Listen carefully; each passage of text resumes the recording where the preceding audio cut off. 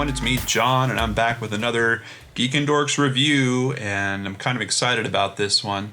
I had some suggestions on the review I did for Gears of War Ultimate Edition. Some people said, hey, you should really try playing Battlefield 4. As a matter of fact, my wife has been bugging me about me playing through Battlefield 4 for a long time. So I saw that it was for sale last week on the Xbox Gold Live program. They've sold it for $15. And it's not on there right now, but I'd say keep your eye out for it. And if you ever see it come up there for sale, or maybe even for free, sometimes they have free games there too, I would highly recommend you grabbing it. I thoroughly enjoyed Battlefield 4. It's a second Battlefield game I've played. The first one I actually played was the latest one, Battlefield Hardline, I believe it's called, which is actually more like a police television show. You play a cop in it, and Battlefield 4 and Hardline, they have some similarities, but there are also some major differences. Battlefield 4 is more of a military theme. It's a bit more about teamwork.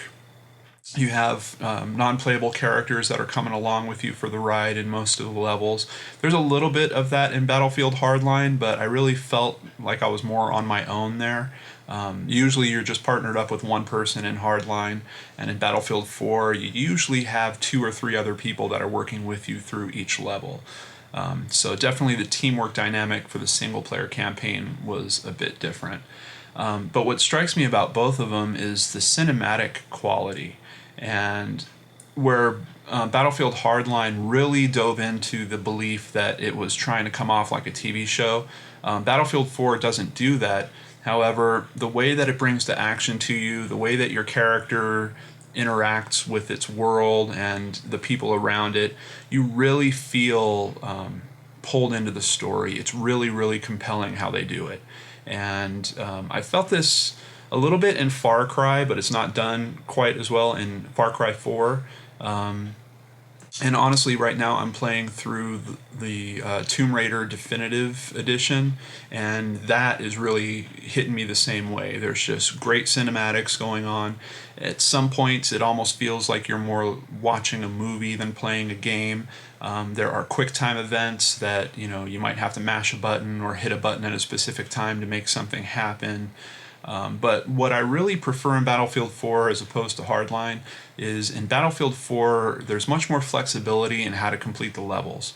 Hardline is very linear, and you feel like you're on this kind of set track and you have to do it just the right way or you're not going to progress.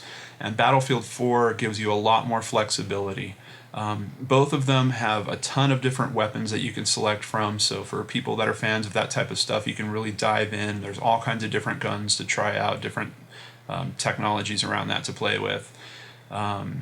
Villains, I would say Battlefield Hardline had kind of more concise, a very concise villain, and Battlefield 4 is more of a general threat. You don't really get like a main bad guy that you have to go kill. It's more a whole force of bad guys that you have to take care of. But awesome visuals, great gameplay.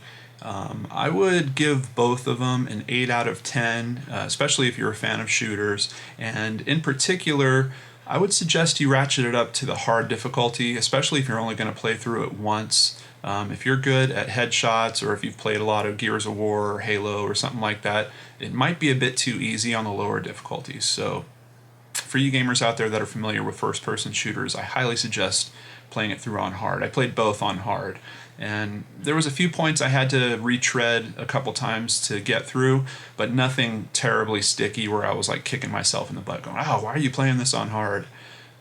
So that's it. Battlefield 4 and Battlefield Hardline. They actually had both for sale together for only $30 during that gold special. It's not on right now, but I'm pretty sure that they cycle these things, so it might come back. So keep an eye out for that. Thank you guys so much for joining me this week on Geek and Dorks Reviews. I will catch you at the end of the week with another Brain Scratch. Hope your week's going well.